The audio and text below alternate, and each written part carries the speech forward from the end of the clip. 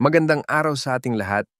Bago natin pakinggan ang questions and answers, huwag kalimutan ang mag-like and share at sa hindi pa nakakapag-subscribe ay mag-subscribe na upang ma-notify kayo ng YouTube sa mga bagong uploads. Halina at atin nang pakinggan si Brother Eli Soriano. Sa itanong mo kay Soriano, Biblia ang sasagot.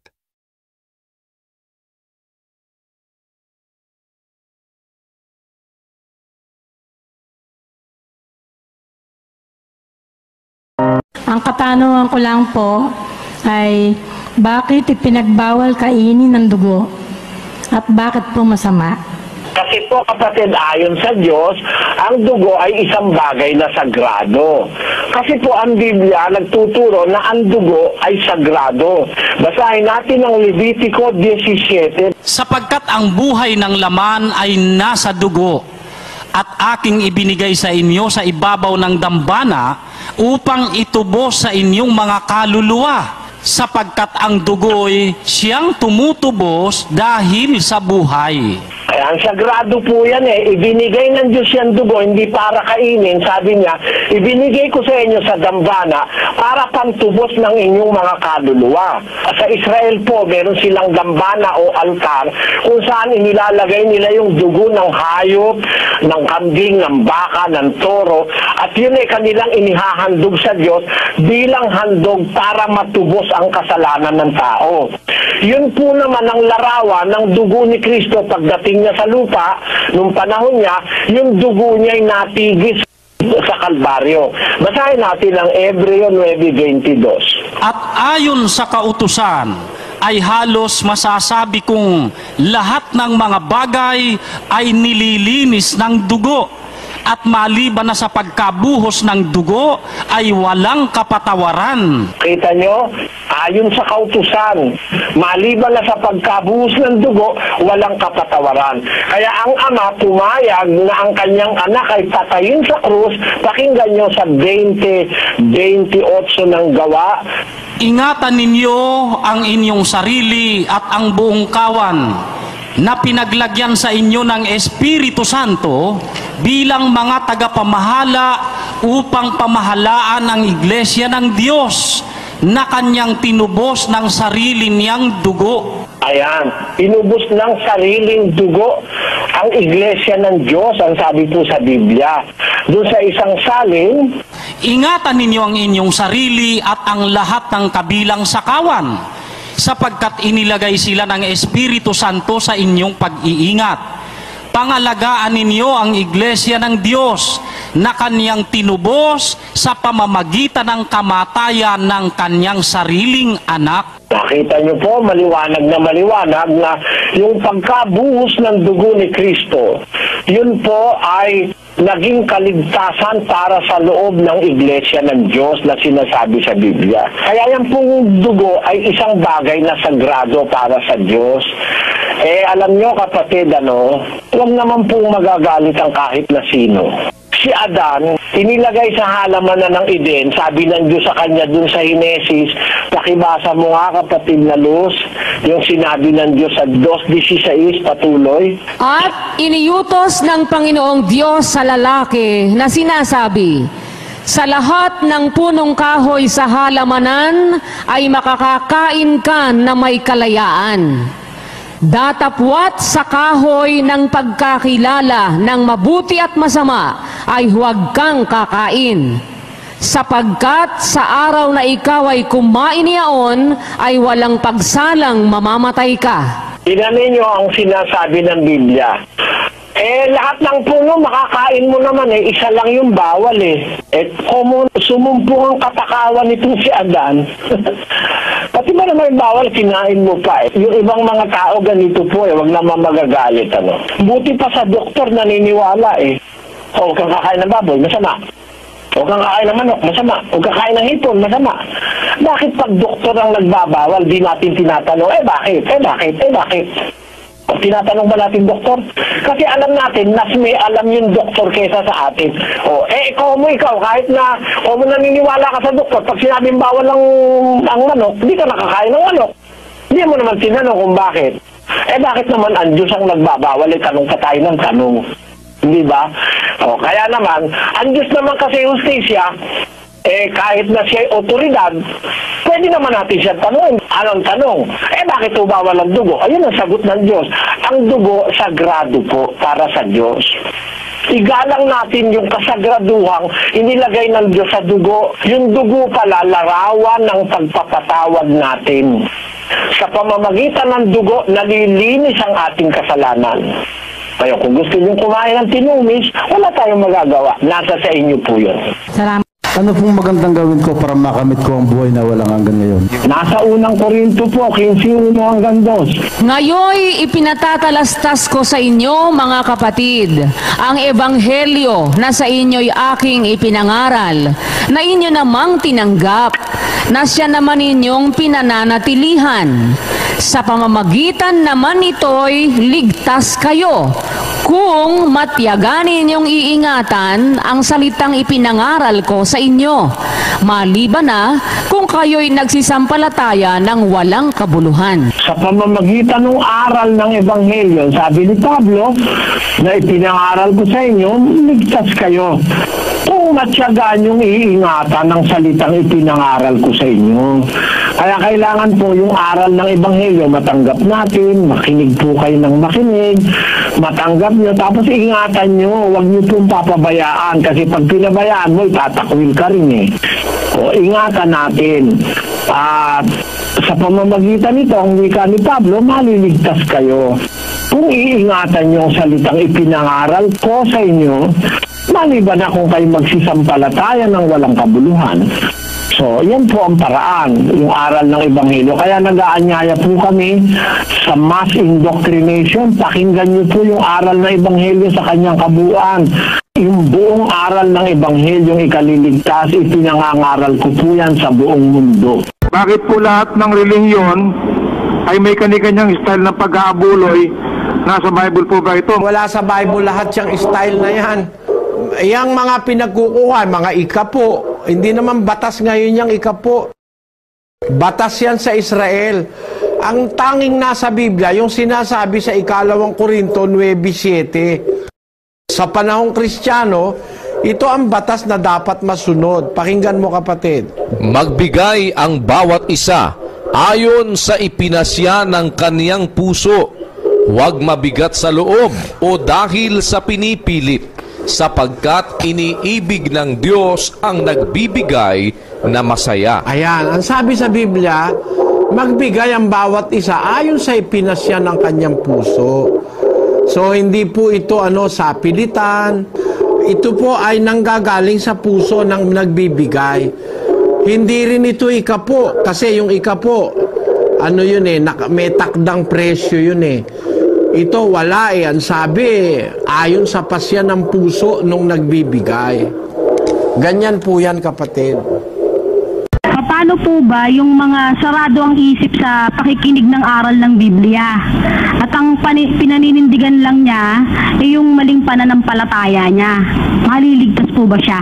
Alam nyo, kapatid, ang sino man pong tumatanggi sa pakikinig ng salita ng Diyos, mga taong hindi sa Diyos yun Basahin po natin ang 8:47 ng Juan. Ganito po nakasulat. Ang sa Diyos ay nakikinig ng mga salita ng Diyos, dahil dito'y hindi ninyo dinirinig, sapagkat kayo'y hindi sa Diyos. Yung ayaw pong makinig ng salita ng Diyos, maliwanag po hindi sa Diyos yun, sabi ng Biblia. Kasi yung sa Diyos, mahilig yung makinig ng mga salita ng Diyos. Those that are of God listens to the word of God. They hear it, God's words. And according to our Lord Jesus Christ, ye therefore hear them not, because ye are not of God. There are two kinds of man on earth. Those that are of God and those that are of the devil. Those that are of God hear it, God's word. That is it. Kaya po, kung meron kayong makitang tao, ayaw makinig ng salita ng Diyos, isa lang ang ibig sabihin nun ayon sa Biblia, hindi po sa Diyos yung taong ayaw makinig ng kanyang salita. Pagka sa Diyos po kasi yung tao, meron siyang tanda mahilig siya sa salita ng Diyos. Ganun po. sa mga taong nakakilala sa Diyos at tinanggap na nila bilang kanilang Diyos at tagapagligtas. Pagkatapos bumalik sila sa kanilang mga bisyo, maliligtas din ba? Basahin natin sa Bisaya ang Hebrewhanon 6:4-6. Kay mahitungod ni adtong mga naiwagan sa makausa, og mga nanagpakatilaw sa hatag nga langitnon, og nahimong mga umalambit sa Espiritu Santo, og nakatilaw sa maayong pulong sa Dios, og sa mga gahom sa katuigan nga umalabot, og unya mahulog, dili na mahimo ang pagpabag-o kanila pag-usab ngadto sa paghinulsol, samtang nga gilansang nila pag-usab ngadto sa ilang kaugalingon ang anak sa Dios, og ilang gipakaulawan siya sa dayag. Ayan, kahit na ikaw nakatanggap ka na ng Espiritu Santo, natanggap mo na yung aral ng Diyos, pagka ikaw nahiwalay sa Diyos, kahit mag-iiyak ka pa, hindi ka na maliligtas kasi nakita mo ng bumbo, tapos umiwalay ka pa sa Diyos, gumawa ka pa ng masama yun. Hindi na yun po pwedeng maligtas, kapatid. Ano po ang pagkakaiba ng ikapo at abuloy at alin po ang dapat sundin dito at alin ang pinakang mahalaga sa Diyos na dapat sundin? Salamat po. Ang pinakamahalaga sa Diyos, yung sinasabi sa 9:7 ng 2 Korinto, hindi ikapo yun. Magbigay ang bawat isa ayon sa ipinasya ng kanyang puso. Huwag mabigat sa loob o dahil sa pinipilit, sapagkat iniibig ng Diyos ang nagbibigay na masaya. Ayun. Ang mahalaga sa Diyos yung nagbibigay ka ng masaya. Hindi yung ikapo. Magbibigay ka ayon sa pasya ng iyong puso, sabi ng Biblia, kapatid. Yan po ang mahalaga. Yung ibinigay mo na kusang puso, kusang palo, na masaya mong ibinibigay. Hindi ikapo, no? Does the Bible say anything about paying the church, having giving contributions? The Bible tells us of the gathering of the faithful. Let us read in Hebrews 10:25 in the Spanish Bible. Sister Luz? No dejando nuestra congregación como algunos tienen por costumbre, mas exhortándonos y tanto más cuanto veis que aquel día se acerca. Please put that in Portuguese, Sister Luz. Now deizando a nossa congregación, como es costumbre de algunos, antes admoestando nos uns aos outros e tanto mais, cuanto vedes que se vai aproximando aquel día. Let us put that in English. Not forsaking the assembling of ourselves together, as the manner of some is, but exhorting one another, and so much the more as you see the day approaching. So it is biblical to believe that there's a commandment of the Lord that we must assemble ourselves together in exhortation for one another. So Christians do assemble themselves together in an appointed time, agreed among themselves. We can see the first century Christians doing that. As an example, in the book of Acts chapter 20, verse 7, it says, And upon the first day of the week, when the disciples came together to break bread, Paul preached unto them, ready to depart on the morrow, and continued his speech until midnight. Now, the question is there something like a contribution in the church? That's why I answered this way, because the Christians assemble themselves on the first day of the week, primer día de semana. That is the day that is given by the Bible. The apostles, after the death of the Lord Jesus Christ, when he ascended to heaven, they frequently assembled themselves on the first day of the week. Let us read another verse to prove that. 20, verse 19 of the book of John. Then the same day at evening, being the first day of the week, when the doors were shut, where the disciples were assembled for fear of the Jews, came Jesus and stood in the midst and said unto them, Peace be unto you. When the Lord Jesus Christ, after He resurrected from the dead, showed Himself to the disciples, they are assembled because that is the first day of the week. During the first day of the week, what happens? Is there a contribution or collection? Let us read in the book of 1 Corinthians chapter 16, verses 1 up to 3. Now, concerning the collection for the saints, as I have given order to the churches of Galatia, even so do ye. Upon the first day of the week, let every one of you lay by him in store, as God hath prospered him, that there be no gatherings when I come. Let us read it in another version, Sister Lud, the Reina Valera version. Cada primer día de la semana, cada uno de vosotros aparte en su casa, guardando lo que por la bondad de Dios pudiere, para que cuando yo llegare no se hagan entonces colectas. Let us put that in Portuguese, Sister Lu, 16:1 and 2. Ora, cuanto a coleta que se faz para os santos, pasei vos também o mesmo que ordenei as igrejas da Galácia. No primeiro dia da semana, cada de vos ponha de parte o que puder ajuntar, conforme a sua prosperidade, para que se não pacam as coletas quando o chegar. It is very clear in the translation that collection happens when they gather together, and that is on the first day of the week. They gather together themselves. On the same day, they collect voluntarily from the saints. This is not tithing or 10%. It is according to what the heart of you wants to give. Let us read 9:7 of the book of 2 Corinthians. Every man according as he purposeth in his heart, so let him give, not grudgingly or of necessity, for God loveth a cheerful giver. In Spanish it says, cada uno como propuso en su corazón, haga no con tristeza o por necesidad, porque Dios ama al dador alegre.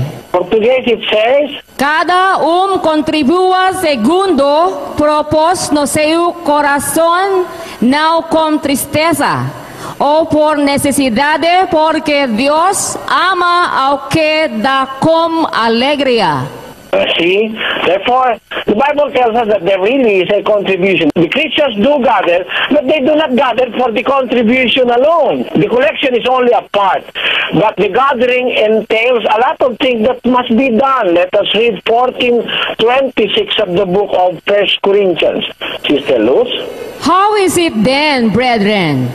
When ye come together, every one of you hath a psalm, hath a doctrine, hath a tongue, hath a revelation, hath an interpretation. Let all things be done unto edifying. Spanish it says, que hay pues, hermanos, cuando os juntáis, cada uno de vosotros tiene salmo, tiene doctrina, tiene lengua, tiene revelación, tiene interpretación, hágase todo para edificación. See, therefore, there really is a gathering of Christians, and a part of it is the collection for the needs of the saints. That is what the Bible says. It is very biblical. It is not a cheating doctrine. It is not illegal. We do that. We gather together ourselves on the first day of the week. We have a collection for the maintenance of the saints, because there are orphanages, there are works to do. Sometimes we have to pay for the broadcast worldwide. So there really is a collection. And it's not because that we are doing a business, but because we are doing God's will in propagating the gospel. That is the answer to that question, sister. Thank you. Ang itatanong ko lang, yung nandito sa Matthew 19:6. Ang tinitukoy dito, ang pinagsama ng Diyos, huwag pahiwalayin ng tao. No? Ang tanong ko dito, kailan ba natin masabi na ang dalawang tao o ang mag-asawa ay pinagsama ng Diyos? Ito ba ay masabi na pinagsama ng Diyos kung nabigyan ng seremonya ng mga pastor o na pagkusa lang nila yung dalawang tao? Mayroon bang nagawang kasal nung sa mga ating ninuno noon, gaya ni Eva at saka ni Adan?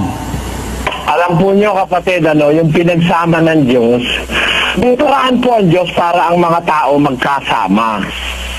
Bigyan kayo ng halimbawa. Halimbawa, misis nyo, kung meron kayong misis, nung nakita nyo yung misis nyo, parang nabighani kayo. Tapos nakita naman kayo ng misis nyo, nabighani naman siya sa inyo. So nagkaroon kayo ng mutual understanding. You love and like each other.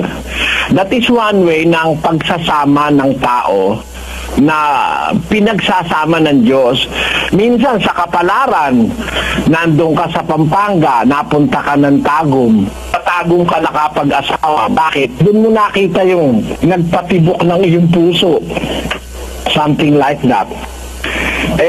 Isang paraan po yun. Pag nagkasundo kayo, binding na po sa Diyos yun. Pakinggan mo po kapatid. Sa isang talata ng Galatia 3:15. Mga kapatid, nagsasalita ako ayon sa kaugalian ng mga tao.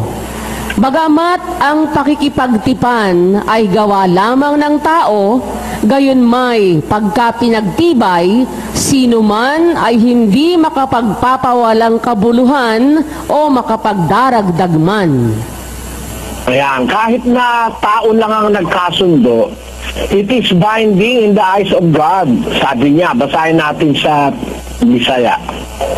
Mga igsoon, nagasulti ako, ingon nga tao. Bisan ang usa ka tugon iya lamang sa tao, apan sa mapamatud-an na, walay bisan kinsa nga makapawalay pulos kaniya kun makadugang ni ana. Ayon. I speak after the manner of men, though it be but a man's covenant, yet if it be confirmed, no man disannulleth or addeth thereto. Ibig po sabihin kapatid, nagkasundo pa lang yung magkasintahan, sila na talaga magsasama hanggang sa dulo na walang hanggan. Something like that. Mabapos ang kailan naman doon siya mamahalin. Ayan. Ibig sabihin kapatid, kayo na nga magkasundo, binding na sa Diyos yun. Ngayon, kung kayo po ay tinuturuan ng pastor niyo ng tunay na kahulugan ng Biblia, alam niyo, ang Biblia, hindi naman siya nagtuturo ng puro material lang. Meron pong spiritual truth behind the verses of the Bible. Alam niyo, tunay na kahulugan nun, yung pinagsama ng Diyos, hindi pwedeng paghiwalayin ng tao. Let us read the book of Ephesians 5:30, patuloy. Sapagkat tayo ay mga sangkap ng kanyang katawan. Dahil dito'y iiwan ng lalaki ang kanyang ama at ina at makikisama sa kanyang asawa. At ang dalawa ay magiging isang laman. Ang hiwagang ito ay dakila. Datapwat sinasalita ko ang tungkol kay Kristo at tungkol sa iglesia. Pakibasa sa Bisaya. Kay mga bahin kita sa iyang lawas, tungod ni ini nga hinungdan, pagabiyaan sa usa ka tawo ang iyang amahan ug ang iyang inahan, ug makighiusa sa iyang asawa, ug silang duha mahimong usa ka unod. kini nga tinago dako, apan nagasulti ako mahatungod kang Kristo og sa iglesia. Ayan, kini nga tinago dako, ang ginasulti ni Apostol Pablo, mahatungod kang Kristo ug sa iglesia. The church and Christ are two entities that were bound together by God, which no man can ever separate. That is what the Bible wants to tell us. Ang iglesia po at si Kristo yung tinutukoy ng talata na pinagsama ng Diyos na hindi pwedeng paghiwalayin ng tao. Kaya nga po kung ang mag-asawa na paghihiwalay, hindi yun ang perfect meaning nung sinabi ng Diyos. God's pronouncement has its ultimate meaning. Ang mga sinasabi po ng Diyos, meron talagang sakdal na kahulugan. At ang sakdal na kahulugan nung sinabi ng Biblia na pinagsama ng Diyos na hindi nararapat paghiwalay ng tao, yan po ay ang pagsasama ng iglesia at ni Kristo. Sana po naintindihan nyo, kapatid. Ang tanong ko po ganito, lahat po ba ng sulat ng mga apostol at ng mga propeta ay kinasihan po ng Diyos o niloob niya po? Oo. Ang lalo na yung mga apostol at saka yung mga propeta, ang mga sulat nila, utos talaga ng Diyos na isulat nila. Kagaya ni Isaias, yung sa kapitulo 30 ng Isaias, ang sabi ng Diyos sa kanya, pakinggan mo.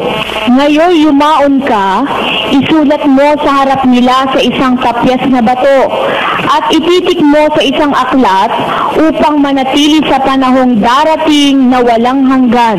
Pinasusulat mismo ng Diyos sa isang aklat, sa bato, para manatili. Kasi wala namang mga matitibay na writing instruments noon. Bato, ginagamit mo. Kung maalala mo, yung 10 Commandments, isinulat mismo ng Diyos sa 2 tapyas na bato.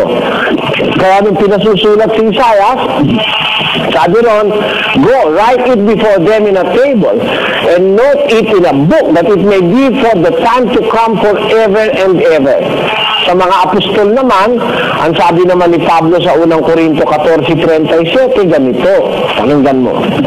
Kung iniisip nino man na si propeta o ayon sa Espiritu, ay kilalanin niya ang mga bagay na sa inyo'y isinusulat ko na pawang utos ng Panginoon. Yan, yung mga isinusulat ng mga apostol, pawang utos ng Panginoon. So they are really commanded by God to write down His words. Kaya bakit mo tinatanong, kapatid, may duda ka ba riyan? Hindi po, Brother Eli, kasi lang po, may nakapagsabi lang po kasi sa akin na hindi po lahat ng sulat ay sinama po sa Biblia. Parang yung iba po tinabi. Hindi. Lahat ng available, isinama sa Biblia. Pati nga yung hindi dapat isama, isinama eh. Alin ang hindi isinama? Di maghanap ka ng hindi isinama at isama natin. Meron ka bang alam na hindi isinama, kapatid? Hindi po, kasi yun lang po yung sabi sa akin nung alimuom lang yun. Hindi naging isip yung nagsabi sa'yo noon. Ang mabuti sana tinanong mo, alin ba ang hindi isinama dyan? Yung Gospel of Judas, yung Gospel of Mary, yung Gospel of Thomas. Yung mga pinagsasabi ko, hindi rin isinama dyan eh. Alam mo, hindi naman talaga kasama yun sa kinasihan, yung Gospel of Judas. Kasi nung panahon pa ng mga apostol, meron ng mga nagsusulat na pinalilitaw parang galing sa apostol. Kaya nag-warning ang mga apostol tungkol doon. Mga sulat na kontra sa kanilang sinusulat, nilalabanan ng masasama. Pakinggan mo sa 2 Thessalonica 2:2. Ganito ating mababasa.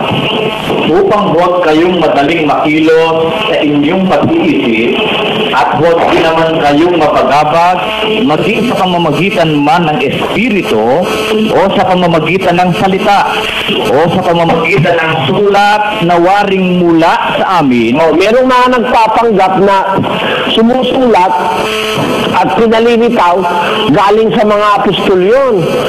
Huwag kayong mabagabag at madaling makilo sa inyong pag-iisip ng mga sa pamamagitan ng espiritu o salita o ng mga sulat na waring galing sa amin.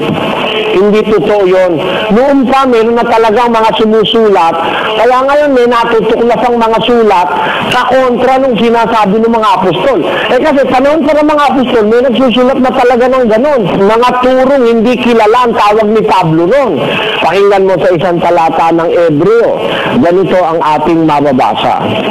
Huwag nga kayong padala sa mga turong sari-sari at di kilala. Ayun.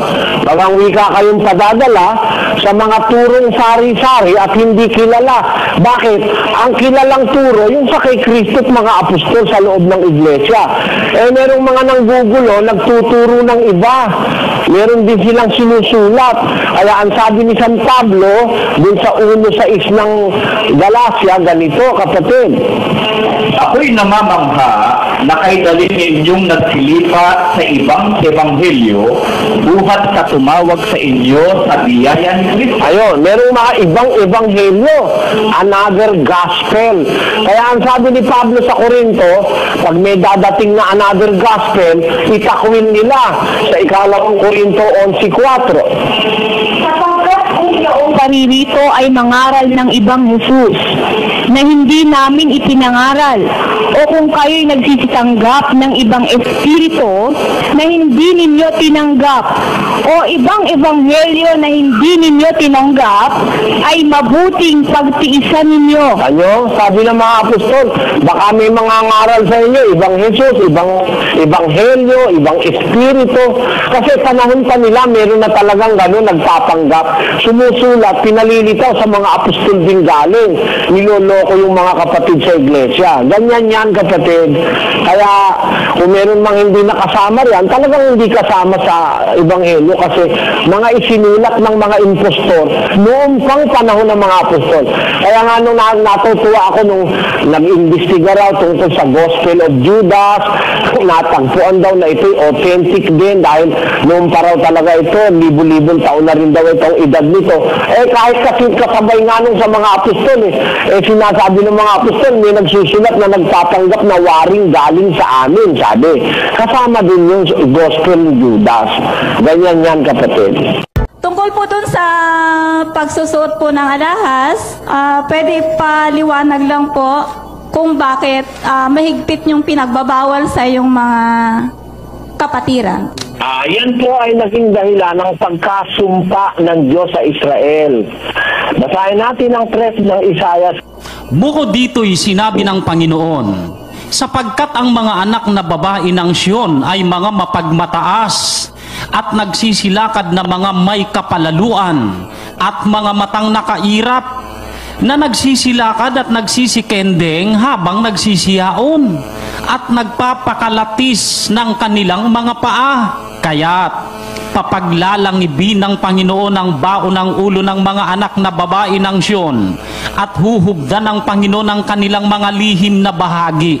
Sa araw na yaon ay aalisin ng Panginoon ang kagayakan ng kanilang mga hiyas ng paa at ang mga hiyas ng ulo at ang mga pahiyas na may anyong kalahating buwan, ang mga hikaw at ang mga pulsera at ang mga lambong na pangmukha, ang mga laso ng buhok at ang mga kwinta sa bukong-bukong at ang mga pamigkis at ang mga sisidlan ng pabango at ang mga amuleto. Kaya pala ang mga Israelita nagalit ang Diyos sa kanila, yung mga babae nila nagyabang, nagpapalalo dahil sa mga hikaw, mga kwintas, mga kung ano-anong adorno, nagawa silang maging magpalalo sa Diyos, sa harap ng Diyos. Alam mo kasi ang naidudulot niyang mga ala-alahas na yan, siyempre, display, you are proud, meron kang alahas, ikaw iba sa iba, status symbol. Ang tendency nun, ipagmamalaki mo, bawal ng Diyos sa Kristiyano yun Ayan, basahin natin ang unang Timoteo 2, versikulo 9. Gayon din naman na ang mga babae ay magsigayak ng mahinhing damit na may katimtiman at hinahon, hindi ng mahalagang hiyas ng buhok at ginto o perlas o damit na mahalaga, kundi siyang nararapat sa mga babae na magpakabanal sa pamamagitan ng mabubuting gawa. Ilokanuhin mo nga yan, kapatid ng Ilocano, dyan sa 3:16 ng Isayas. Kastamot ani Apo kunana, agsipod tadagiti anak a babae ti Sion napalangguad da, ken magnada asi tatangar dagiti tenged da, ken mataan nagaramugam, ken magnada ken agkinni-kinni da numapanda, ken agaramid da iti killi-killing kadagiti saksakada. Gapuna ati Apo paggaddilen nanto ti tuktok ti ulo dagiti anak a babae ti Sion, ket ni Apo iparang nanto dagiti nalimod a kameng da. Iti daytang aldaw ti Apo ikkaten nanto ti kinaimnas dagiti ar-arkos dagiti saksakada, ken dagiti iniket nga uklop, ken dagiti sinanbulbulan, dagiti pendientes, ken dagiti pulseras, ken dagiti ababungot ti rupa, dagiti dalungdong, ken dagiti kalangkang a maipaay kadagiti pungupungwan ti saka, ken dagiti barikes, ken dagiti kahita ti bangbanglo, ken dagiti ananib. Ang sinasabi dyan, yung mga anak ni Israel nagpalalo dahil dyan sa mga alahas na yan. Paano yung pagpapalalo, kapatid? Anong tawag sa Ilocano ron? Kinapalangguad po. Nagpalangguad, ayun. Nagiging dahilan niya ng pagpapalalo, pagyayabang. Kaya pagdating sa bagong tipan, ang utos dun sa unang Timoteo 2:9. Kastamot dagiti babae agkausda tinaemma, nga agarkusda abuyogen tinakman ken saan a kinapalalo, saan a kadagiti buok a sinallapid ken balitok wenno perlas wenno pagan-anay anangina. No diket kadagiti naimbag nga aramid, kas may parbeng kadagiti babae nga agbibiyag iti kinasingpet. Ayon, kaya utos po ng Diyos yan sa bagong tipan. Galing yan sa Israel. Sila punong-puno ng alahas, pati ilong nilalagyan, pati paangan nilalagyan nila ng alahas nagpalalo sila sa Diyos. Pagdating ng bagong tipan, pinagbawal ng Diyos yan sa Kristiyana. Yan po ang batas ng Biblia. Sa amin po, basta bawal ng Diyos, kahit ayaw kayong umanib, wala kaming magagawa dahil yun ang nasa Biblia. Dapat kung susunod tayo sa Diyos, sundin natin siya ng buo. 2:11 ng Santiago. Sa Ilocano, tatinagsao, di ka makikamalala, kinunanamot, di ka mamapatay, itangarod, no di ka makikamalala, ngem mamapatay ka, rumswa ka ang nagsalungasing itilintag. Ayon. The one who said that thou shalt not commit adultery is the very God who said, do not kill. Now, if you commit not adultery, yet you kill, thou art become a transgressor of the law. Na ibig sabihin, halimbawa, ang nagsabi na huwag kang mangangalin niya, siya rin ang nagsabi huwag kang papatay. Hindi ka nga nangangalin niya, pumapatay ka naman. Di ikaw din ay lumalabag sa kautusan. Ano ibig sabihin? Dapat sundin mo lahat ng kautusan, kasama na pati paggagayak ng babae. Sa amin, kahit hindi kayo umanid, basta't yung aral ng Diyos kailangang masabi namin buo. Dahil yun ang ikaliligtas natin. Yun po ang sagot sa tanong niyo. Maraming salamat, Brad, sa paglilinaw mo sa mga tanong ko. Ang tanong ko po yun po kasing puno kahoy ng buhay, niliwanag po sa Apokalipsis na yun ay ang ating Panginoong Kristo. Hindi po si Kristo yun, kapatid. Mali ang pagkakaturo sa inyo na yung punong kahoy ng buhay sa paraiso ay si Kristo. Alam nyo, ganito, basahin natin yung punong kahoy. Sa gitna ng lansangang yaon at sa dako rito ng ilog at sa ibayo nito, naroon ang punong kahoy ng buhay na namumunga ng 12 iba't ibang bunga na namumunga sa bawat buwan. At ang mga dahon ng punong kahoy ay pangpagaling sa mga bansa. At hindi na magkakaroon pa ng sumpa. At ang luklukan ng Diyos at ng Kordero ay naroroon. At siya'y paglilingkuran ng kanyang mga alipin. Sino ba yung Kordero, kapatid na Luz? Si Kristo po ang Kordero. Nasaan yung kordero? Sa may luklukan ng Diyos, tama? Tama po. O di iba siya dun sa punong kahoy ng buhay? Iba po. Ulitin mo nga uli yung 22:2 hanggang 3 hanggang 4. Sa gitna ng lansangang yaon at sa dako rito ng ilog at sa ibayo nito, naroon ang punong kahoy ng buhay na namumunga ng 12 iba't ibang bunga na namumunga sa bawat buwan. At ang mga dahon ng punong kahoy ay pangpagaling sa mga bansa. At hindi na magkakaroon pa ng sumpa. At ang luklukan ng Diyos at ng kordero ay naroroon. At siya'y paglilingkuran ng kanyang mga alipin. At makikita nila ang kaniyang mukha at ang kaniyang pangalan ay sa kanilang mga noo. O, di iba kordero kaysa doon sa punong kahoy ng buhay, kapatid na Luz. Iba po talaga yon. Yan. Kaya iba yung punong kahoy ng buhay doon sa paraiso, iba yung punong kahoy ng buhay kaysa doon sa kordero, magkaiba yon. Makikita nga nila mukha ng kordero eh. At yung kordero ay nandun sa may luklukan ng Diyos yun. Yung punong kahoy naman ng buhay, nasa may dako pa roon ng ilog, ang sabi. Di ba, kapatid na Luz, ano yung nabasa natin? Opo, ganun nga po. Ngayon, pagdating po ng kasaysayan ng tao, nagpakilala ang Diyos ng ibang mga kahulugan ng punong kahoy ng buhay. Halimbawa, yung nasa 15:4 ng Kawikaan. Ang bilang magaling ay punong kahoy ng buhay. Ngunit ang kalikuan niyaon ay kasiraan ng diwa. Ano? Pagka ang dila magaling, punong kahoy ng buhay yun. So nasa tao yan. Hindi po si Kristo yan, kapatid. Kasi yan dila ng tao. Kasi ang sabi, ang kalikuan niya on kasiraan ng diwa.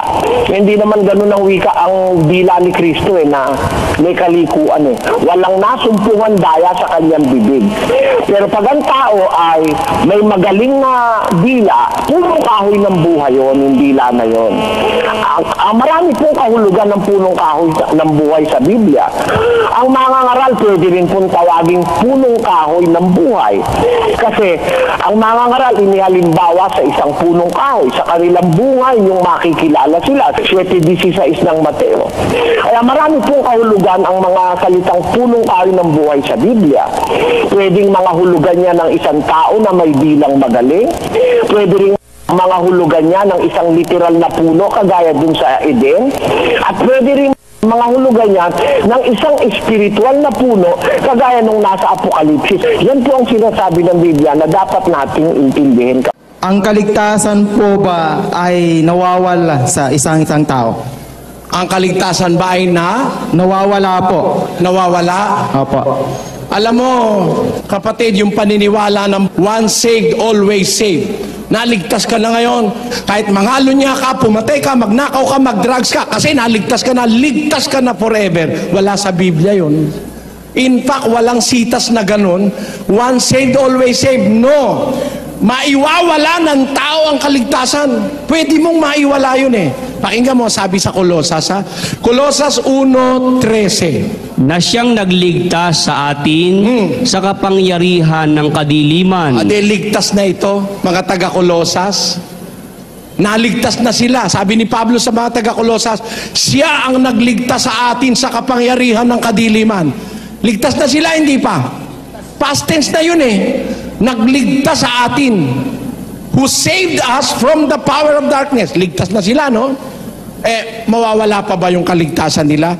Sabi rin ni Pablo sa Kolosas din, sa Kapitulo 2 ka lang babasa. Basa. 2:18. Sino man ay huwag manakawan ng gantimpala sa inyo sa pamamagitan ng kusang pagpapakababa at pagsamba sa mga anghel. Kita nyo? Yun palang kaligtasan na natamo ng taga-Kolosas, maaaring manakaw. Pag nagkusa kang magpakababat, sumamba ka sa anghel. Alam nyo, pag sumamba ka sa anghel, mawawala yung gantimpala, mananakaw sa'yo, maaalis. Bakit? kausapin natin mismo ang anghel. Apokalipsis 22:8. At akong si Juan, ako ang nakarinig at nakakita ng mga bagay na ito. At nang aking marinig at makita ay nagpatira pa ako upang sumamba sa harapan ng anghel na nagpakita sa akin ng mga bagay na ito. At sinabi niya sa akin, ingatan mong huwag gawin iyan. Bakit? Ako'y kapwa mo alipin at ng iyong mga kapatid na mga propeta at ng mga tumutupad ng mga salita ng aklat na ito. Sumamba ka sa Diyos. Ano sabi nung anghel mismo? Yung nagpakita kay San Juan ng mga mangyayari sa hinaharap, nung makita ko yung mga bagay, nagpatira pa ako sa harapan ng anghel na nagpakita sa akin ng bagay na ito. Pero ang sabi nung anghel, huwag mong gawin yan. Ako rin ay kapwa mo alipin at ng iyong mga kapatid na tumutupad ng salita ng aklat na ito. Sumamba ka sa Diyos. So, bawal pala sa Kristiyano sumamba sa anghel. Bawal sumamba sa anghel. Ayaw ng Diyos sumamba ka sa anghel. Kaya, pag sumamba ka sa anghel, mawawala ang gantimpala mo. Ligtas ka na sana, forfeited pa. Anong katunayan? Basa. Mag-ingat kayo sa inyong sarili upang huwag ninyong iwala ang mga bagay na aming pinagpagalan. Kita nyo? Mag-ingat kayo, baka maiwala mo yung ipinagpagalan namin, sabi ng mga apostol. Ano ba yung kanilang pinagpagalan? Pinagpaguran, pinamuhunanan ng buhay. Yung aral, maiwawala mo yun. Yung kaligtasan, maiwawala mo yun. Si Judas, tinawag ni Kristo yun. Apostol yun. Nagmimilagro yun. Pero napahamak pa. Si Solomon, nagpakita sa kanya ang anghel ng Diyos 2 beses.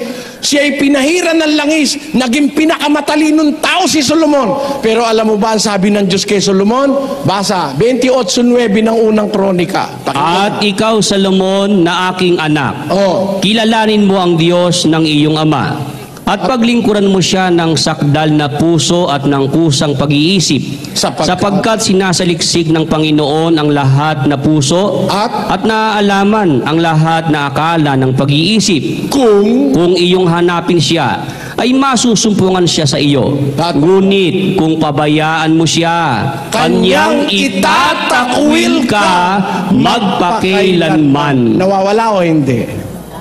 Pag pinabayaan mo, tatakwil ka niya. Kahit sinabi mo pang nasa iyo na si Kristo, I have received the Lord Jesus Christ in my heart. Granting that you really have Christ in your heart, can you not be a reprobate anymore? Let us read that. 2 Corinthians chapter 13 verse 5 says, examine yourselves whether ye be in the faith. Prove your own selves. Know ye not your own selves how that Jesus Christ is in you? Know ye not in your own self that how Jesus Christ is in you? Except ye be reprobates. Tagalogin natin. Siyasatin ninyo ang inyong sarili kung kayo'y nangasa pananampalataya. Subukin ninyo ang inyong sarili. Hindi ba ninyo nalalaman sa ganang inyong sarili na si Jesucristo ay nasa inyo? Maliban na nga kung kayo'y itinakwil na. Jesus Christ is in you, but you can be a reprobate. Pwede kang itakwil pag hindi ka maingat. Ganun po ang Diyos. Ang Diyos justisya ligtas ka na nga. Tinanggap mo na nga si Kristo, di okay ka. Naghudas ka naman Ibig sabihin, hudas na, ligtas ka pa. Kaya nga hudas ka Kaya nga hindi ka ligtas, hudas ka Naintindihan niyo po ibig ko sabihin, mga kapatid? Kaya hindi totoo na hindi na naiwawala ang kaligtasan. Conforme yan sa pagmamahal mo at pag-iingat mo. Pag nagpa-daskul-daskul ka, o kaya pinabayaan mo, hindi ka na natakot sa Diyos, parang si Solomon. Dumating nga ang araw, hindi nakwil ng Diyos si Solomon Ang haba lang kung babasahin ko lahat ng talata. Si Ananias at si Sapphira, tinakwil ng Diyos. Si Jotrepes, si Himeneo at si Alejandro, tinakwil ng Diyos. Marami, nagkristyano sila. Pero hindi sila nagpatuloy, gumawa sila ng masama, tinakwil sila. Yan. Nakita nyo mga si Satanas nga Alam nyo ba, si Satanas dati nasa totoo yun eh. Gusto nyo pruweba? 8:44 ng Juan. Basa. Kayo'y sa inyong amang Diablo. At ang mga nais ng inyong ama ang ibig ninyong gawin. Siya'y isang mamamatay tao buhat pa ng una. At hindi nananatili sa katotohanan. Dati nasa katotohanan siya, lumayas siya. Yan po. Okay na kapatid? Salamat po, brother. Scapegoat eh. Sa Israel nung araw, yung merong papawalang isang kambing at yun ay parang pangtubos. Bahala na yung kambing kung yun eh mapatay o ano man ang mangyari, lamunin man siya ng leon. Ang tawag doon ang galing yung salitang scapegoat eh. Pakibasa. And Aaron shall cast lots upon the two goats, one lot for the Lord, and the other lot for the scapegoat. And Aaron shall bring the goat upon which the Lord's lot fell, and offer him for a sin offering. But the goat on which the lot fell to be the scapegoat shall be presented alive before the Lord, to make an atonement with him, and to let him go for a scapegoat into the wilderness. Ayan, papawalan yung isang kambing, ano? Papawalan dun sa wilderness. Bahala na yung goat na yun na mag-escape dun sa kamatayan. Bahala siya sa sarili niya. Alam mo ang ibig kong sabihin dyan? Maraming tao ngayon nabubuhay sa ideya ng scapegoat. Nakikipagsapalaran. Kung hanggang makakalusot. Ay sabi ng Diyos, yung babae maggayak ng mahinhin damit. Ang lusot nung iba, mainit ika eh. Kaya nilalabas ko nga ika yung lahat ng pwedeng ilabas eh. Yun. Ngayon ganito, ibig ko sabihin, alam mo, hindi naman po yung piyesta ng mga Diyos-Diyusa ng paraan para magkita-kita mga kamag-anak. Maraming paraan para tayo magkita-kita. Kagaya kami, meron kaming family reunion once a year. Kuminsan, pagka-available lahat, nagre-reunion kami. Pagka naman may mga piyesta opisyal na matagal, di ba? Minsan 3 araw piyesta opisyal eh. O umpisa ng Biyernes hanggang Linggo yun eh. O nakikita-kita kaming magkakamag-anak para sabihin natin na ang paraan lang para magkita-kita tayo ay piyesta. Napakahina naman ng pangangatwiran natin. Sa Biblia po kasi ang Diyos ay may palatuntunan na huwag tayong sasamba sa mga Diyos-Diyusan. Ang mga Diyos-Diyusan yung ginawa ng mga kamay ng mga tao. Basahin natin ang 115:4 hanggang 8 ng awit. Ang kanilang mga Diyos-Diyosan ay pilak at ginto, yari ng mga kamay ng mga tao. Sila'y may mga bibig, ngunit sila'y hindi nangagsasalita. Mga matay mayroon sila, ngunit hindi sila nangakakakita. Sila'y may mga tainga, ngunit hindi sila nangakakarinig. Mga ilong ay mayroon sila, ngunit hindi sila nangakakaamoy. Mayroon silang mga kamay, ngunit hindi sila nangakatatangan. Mga paa ay mayroon sila, ngunit hindi sila nangakalalakad. Ni nangagsasalita man sila sa kanilang ngalangala. Ang nagsisigawa sa kanila ay magiging gaya nila. Oo, bawat tumitiwala sa kanila. Sa Bicol, si sa indang mga ladawan, anan na pirak asing bulawan, gibunin mga kamot nin mga tao. Igwanin nguso, alagad dai nakakapagtaram. Igwanin mga mata, alagad dai nakakahiling. Igwanin mga talinga, alagad dai nagpapakadangog. Igwanin mga dungo, alagad dai nakakaparong. Igwang mga kamot, alagad ay nakakaduon. Igwanin mga bitis, alagad ay nakakalakaw. Dai nakakataram sa saindang halanuan. Sinda na mga paragibo, magiging siring kaiyan. Oo, ang lambang biyan kaiyan nananarig. Maliwanag na yan eh. Yan yung mga Diyos-Diyusan na ipinagpipiesta eh. O ngayon, yan ang problema ng mga Bicolano. Nagpipiesta kayo sa mga bagay na mali. Basahin natin ang 17:29 ng Gawa. Yamang tayo ngay lahi ng Diyos, ay hindi marapat nating isipin na ang pagka-Diyos ay katulad ng ginto o ng pilak o ng bato na inukit ng kabihasnan at katalinuhan ng tao. Sa Bicol, kaya huling kita mga aki ng Diyos, dai maninigo na kita maghuna na ang pagka-Diyos nakakaagid sa bulawan o sa pirak o sa gapo na ginibong ladawan sa pandayan o sa kadunungan nin tao. Ayan, hindi mo nga dapat isipin na kahit kapiraso may pagka-Diyos yun eh. Mali nga yun eh, kapatid. Tapos ipagpipiesta mo pa, lalo ka nang gumagawa ng mali, kasuklam-suklam sa Diyos yan. 4:3 ng unang Pedro. Kung naniniwala kayo sa Biblia, mga Bicolano, tigilan na ninyo yan. Basahin natin. Sapagkat sukat na ang nakaraang panahon upang gawin ang hangad ng mga hintil at lumakad sa kalibugan, sa mga masamang pita, sa mga paglalasing, sa mga kalayawan, sa mga kayamuan, at sa kasuklam-suklam na pagsamba sa mga Diyos-Diyosan. Ayan, pagsamba sa mga Diyos-Diyosan yan eh.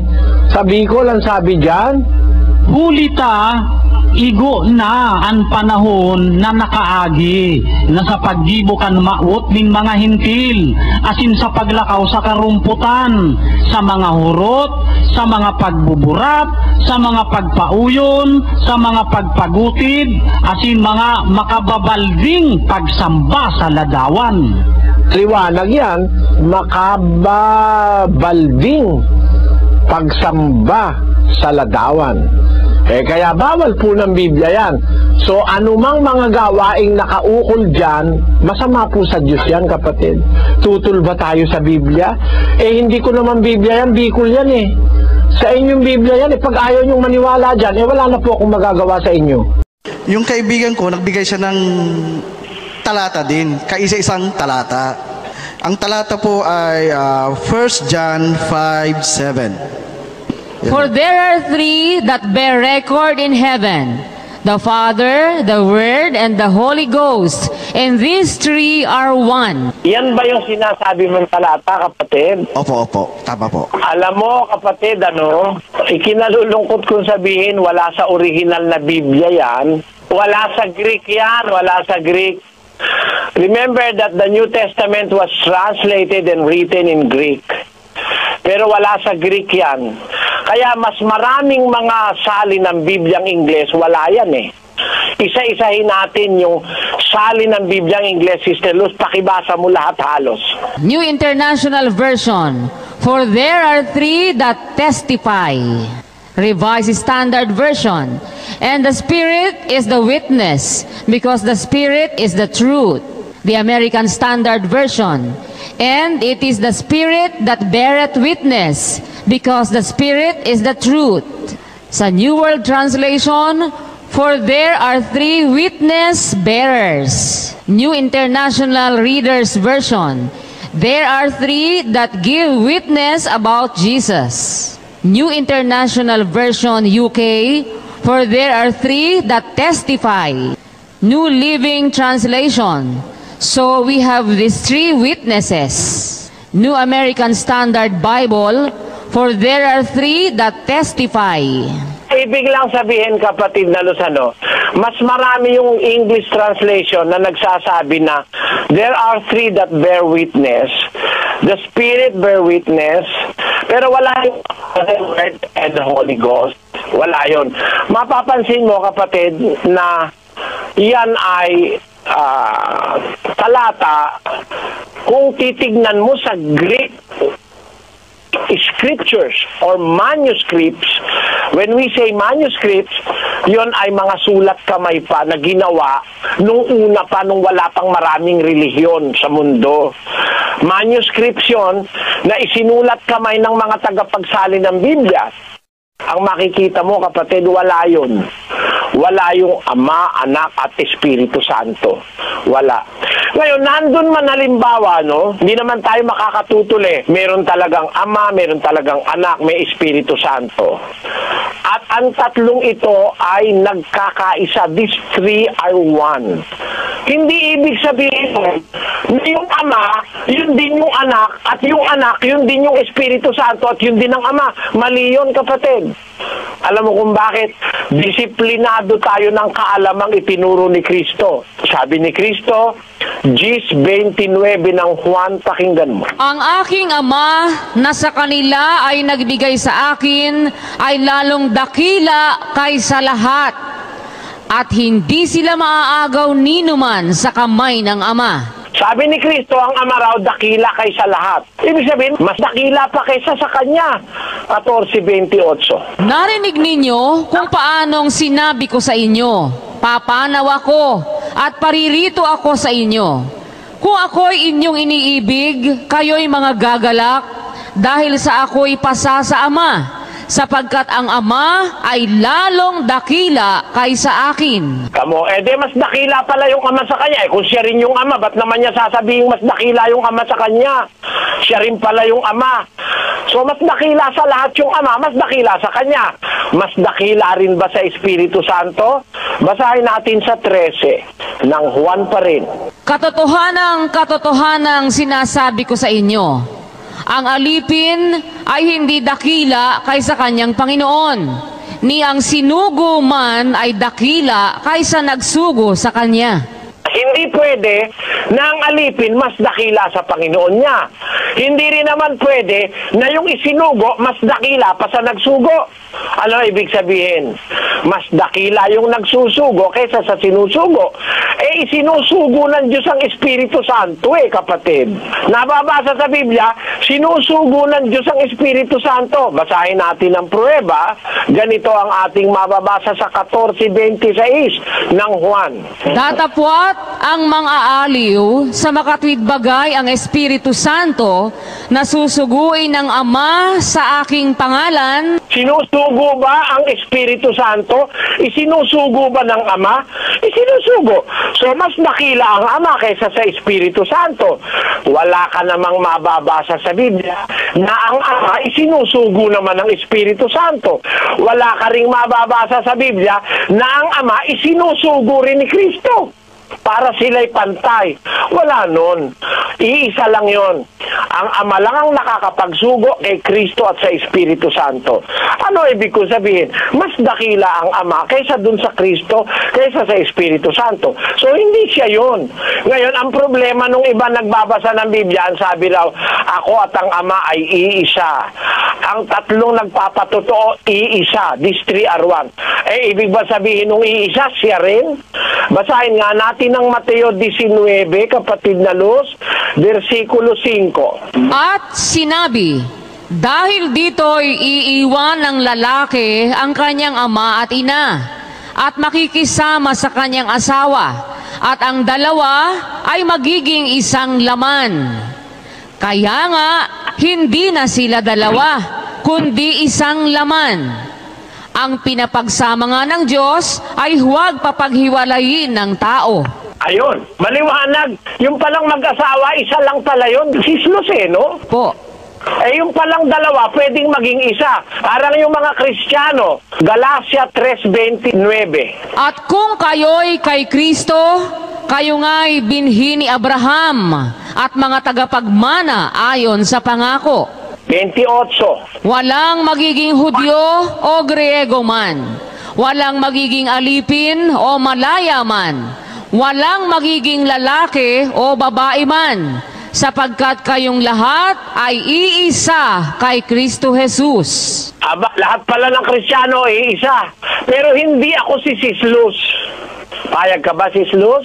Opo, tama po yun. Pero iisa tayo, tama? Tama po. Pero hindi ako si Brad Jerry. Opo. Ayan, yun ang ibig sabihin. Yung iisa, ang ibig sabihin nun, nagkakaisa, united.